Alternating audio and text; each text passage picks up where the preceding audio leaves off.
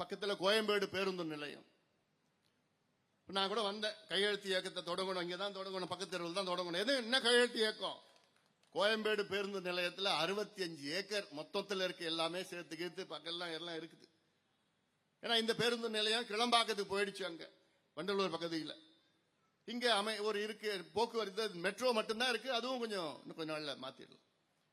அந்த 65 ஏக்கர்ல ஒரு பசுமை பூங்கா கொண்டு வர வேண்டும் என பாட்டாளி மக்கள் கட்சியுடைய கோரிக்கை. இப்படிலாம் நினைக்கிறோம் பாரு, எப்படிலாம் யோசிக்கிறோம் பாரு. என்ன யோசித்து என்ன பிரயோஜனம்? நீங்க யோசிக்கணும், மக்கள் யோசிக்கணும். ஆனா பேசுறது மட்டும் அன்புமணி டாக்டர்டா, படிச்சவன்டா, நல்லா பேசுறான்டா, ஒரு நல்ல பையன், நல்ல டீசென்டான. என்ன பிரயோஜனம் பேசி?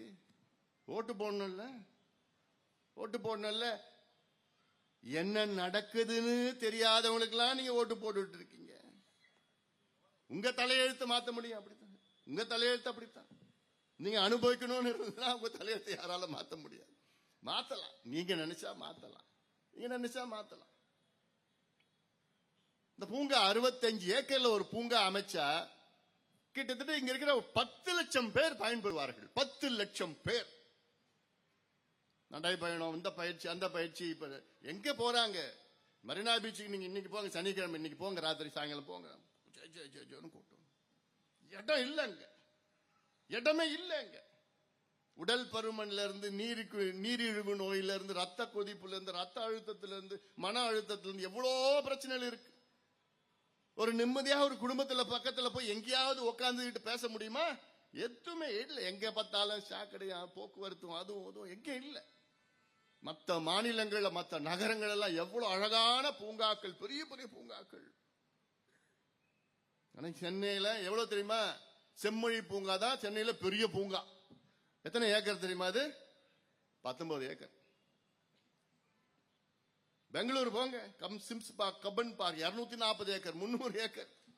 டெல்லியில Mehrauli park 400 acre. Lodhi park 240 acre.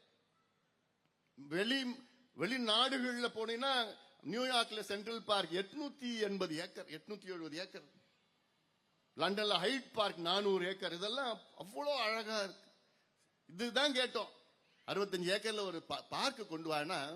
நாங்க Lulu mall, Lalu mall, Lulu mall, Lulu mall எந்த லூவும் கிடையாது, விட போறது கிடையாது. எங்களுக்கெல்லாம் மாலும் வேணாம், எனக்கு கன்றாயும் வேணாம். எங்களுக்கு வேண்டியது அங்க பார்க்.